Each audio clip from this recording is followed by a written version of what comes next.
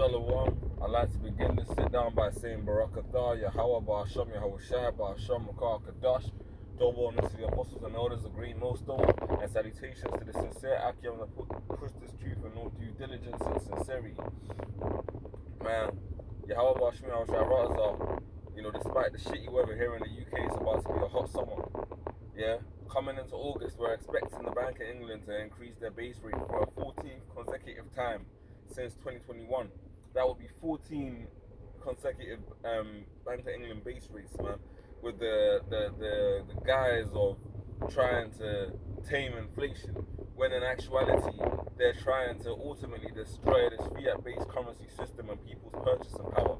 When the central bank increases interest rates, the whole premise behind it is to limit people's spending power by preventing them from having the loose change to spend on, preventing them from having the loose change to spend on wants. They got to spend on necessities and needs such as the roof over their head.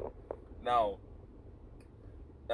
in this system, because it's based on unjust balances, they have an inflationary target of 2%, because basically people's wages and income increases on an annual basis every year. So in order to make sure that you don't have pretty much a situation whereby you have a lack of goods and too much money chasing it, because people's income increases annually, they aim to increase the price of everything by 2% every year, and they do that by increasing the velocity, the amount of money within the system at any one time. COVID, CBDCs happened, and what happened is that the governments around the world, by the institutions like the IMF, etc., decided that they were going to increase the money supply through the stimulus packages. So they pushed out mad amounts of money into these different economies, England being one where brothers here reside. And ultimately what that caused was a mass amount of inflation, because everyone was at home not producing much goods, and then you had a surplus of money. So what everyone was saving during COVID, but then when everyone came out of the lockdowns, ultimately you had people trying to go back to their normal spending patterns, and then in a couple of weeks time you had a situation whereby mad amounts of money, new money at that in the system, was chasing a slower production line of goods. So even with vehicles, for example, like my car, for example, appreciated in value because there were less cars being produced, but more people now, because they had moved out of the inner cities trying to purchase vehicles. This is all by design, man. We're not ignorant of Satan's devices, as is written within the scriptures, man.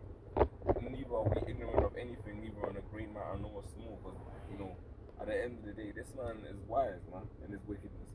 And his end goal, demons. His end goal is to pretty much, man, destroy this fiat-based currency system and replace it with the MOTB. Revelations 13 to 16 stands true when it says that you shall not be able to buy nor sell, man, save you have the MOTB, man, because ultimately this man is creating a system whereby, first and foremost, the current fiat-based currency system is being destroyed totally.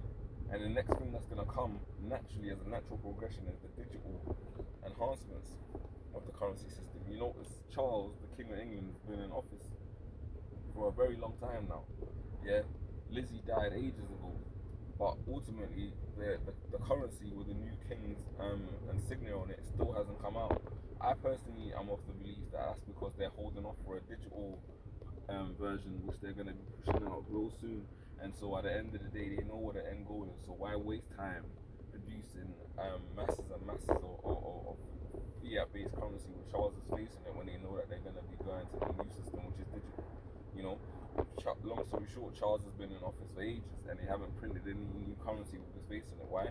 Because the end goal, like I've been saying, is to take this thing digital, and that's what the elites are going to push. That's what they're going to go for. That's a major component of the NWO, to make sure that there is a universally accepted, I should say, digital-based currency, man. And that's where this thing is going. The Heavenly Father, Yahweh Shai, has got this man literally, man, spearheading towards the MTV at an incredibly fast rate. Yahweh Shai, that being in the next year or two. 2025 in the UK is a major year for technology.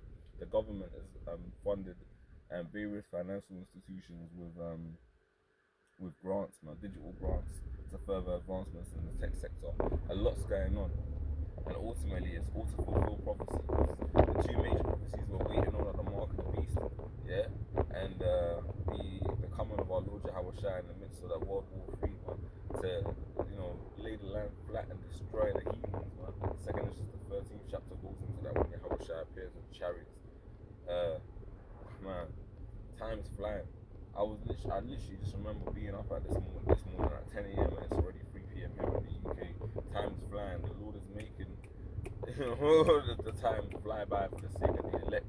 And ultimately, man, but what up, Yahweh Shai for that? Because if you didn't do that, man, if the Lord didn't intervene, truly, as the scriptures say, there will be no flesh to be saved. This man is literally trying to set up a system whereby, unless you are plugged in with an MOTV, you are not going to be able to survive out here, man. You're going to literally be off the grid, and that's why we're going to be out here, man. Literally living as pilgrims upon the face of the earth. You got to be ready for that. You got to be ready to die for this thing. You got to be ready, like it says in Jude, the 3rd chapter, roundabouts, to earnestly fight and contend for this faith, even if it means giving your life for it, man. Because what's to live for in this society, man? We literally just go through the motions of the week, suffer Esau's fuckery, just to be able to come out and go camping. Pretty much camp is the highlight of the week, the recharge every week, man. May how about Barkadash bring a speedy riddance to this devil, may he continues to bless him and increase acumen and strength and wisdom.